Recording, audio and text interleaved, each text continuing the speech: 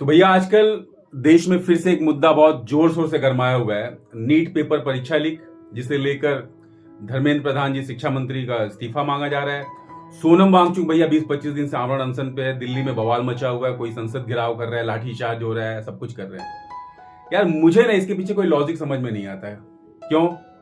क्योंकि क्या ये देश में पहली बार हुआ है? नहीं, ये हमेशा से होता है। जो लोग जिम्मेदार थे वो धीरे धीरे करके पकड़े गए हैं। उनके साथ जो होगा, इस देश का कानून जो करेगा वो करेगा।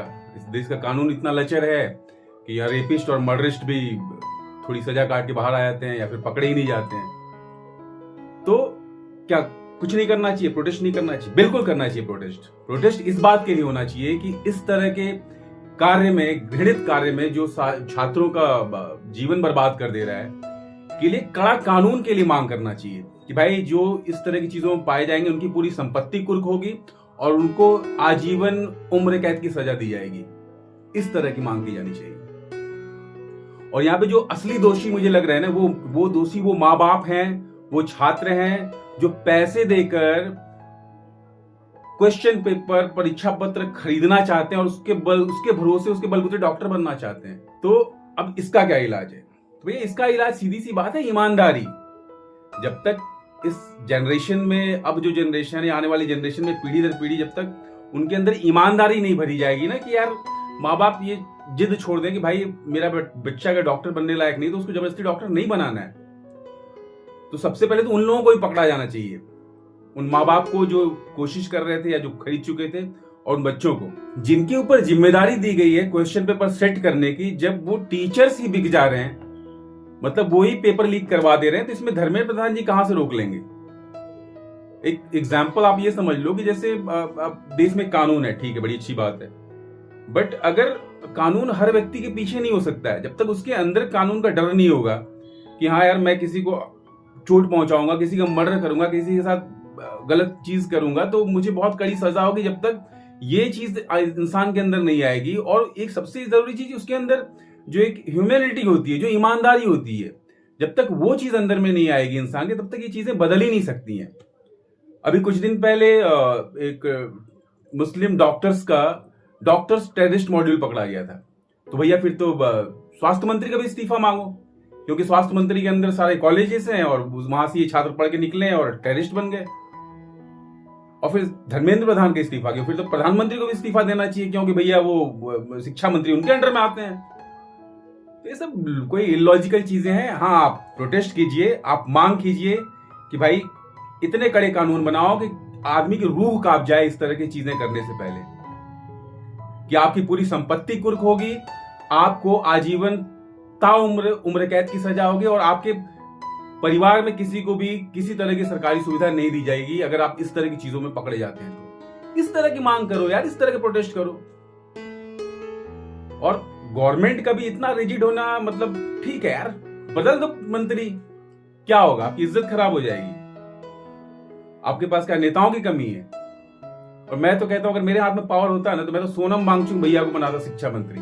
भैया आप ही बन जाओ शिक्षा मंत्री और उनसे एक हलफनामा लो कि भाई पूरे देश में अगर कहीं भी पेपर लीक होता है तो आपकी संपत्ति आप सरेंडर करोगे और आप ताउम्र जेल की सजा काटोगे। अब ये जो लोगों पे लाठीचार्ज हुआ है, गवर्नमेंट को यार आप पुलिस वालों को देखना, ठीक है अब सख्ती हुई होगी, पुलिस वालों एक बेचारा जो था आरएफ का जवान, उसको भीड़ दौड़ा रही है, मार रही है, पीट रही है। भाई वो तो अपनी ड्यूटी कर रहा है, उसको मार के क्या मिलेगा?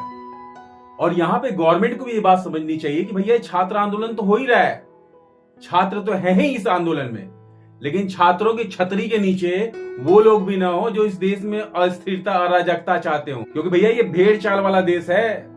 यहां पे कौवा कान लेके गया, कान कोई चेक नहीं करेगा, कौवे के पीछे लोग भागेंगे। ऐसा आंदोलन कब उग्र और कितना बड़ा हो जाएगा पता नहीं। अच्छा, मैं तो कह रहा हूं सोनम वांगचुक भैया को बना दो शिक्षा मंत्री और ले ले जिम्मेदारी कि पूरे देश में कहीं मतलब पेपर लीक होगा ही नहीं। इतना बड़ा सिस्टम होता है, इतने लोग होते हैं, आप एक एक आदमी की ईमानदारी को कोई इंजेक्शन तो आता नहीं कि आप जितने भी कर्मचारी सबके अंदर ईमानदारी का इंजेक्शन ठोक दो और कभी पेपर लीक होगा ही नहीं। इतने लोग इन्वॉल्व होते हैं ऊपर से नीचे तक सिस्टम में। शिक्षा मंत्री किसको किसको कंट्रोल कर पाएगा यार? कोई भी हो, और ये देश में पहली बार तो हुआ नहीं है। बात सरकार की नहीं है कि बीजेपी गवर्नमेंट में हो रहा है या कांग्रेस की गवर्नमेंट में, जब भी हो रहा है बहुत बुरा हो रहा है। आप यूपी बिहार में चले जाओ, एक सामूहिक नकल होता है। अभी की स्थिति तो मुझे नहीं पता, बट अब से अगर 5-7 साल 10 साल पहले की बात करूं, पूरा स्कूल ही लिप्त होता था उसमें। बाकायदा इमला बोले जा रहे हैं, चिट पेपर्स दिए जा रहे हैं। तो आप इस सिस्टम देखो ना, और उसके लिए जिम्मेदार कौन है? वो माँ बाप जिम्मेदार है, वो छात्र जिम्मेदार है जो इस तरीके से शिक्षित होना चाहते हैं। तो ये जो इस पेपर खरीद के जो शिक्षित होंगे, जो डॉक्टर, कैसे डॉक्टर बनेंगे? तो ये चीज माँ बाप को भी समझनी चाहिए, और माँ बाप को ये चीज अपने बच्चों को समझाना चाहिए कि भाई अगर ऊपर वाले ने खोपड़ी में उतना खोपड़ा नहीं भेजा है, उतना दिमाग नहीं भेजा है, तो डॉक्टर बनने की जिद छोड़ दे। हम भी जिद नहीं कर रहे हैं, बहुत कुछ है दुनिया में करने के लिए।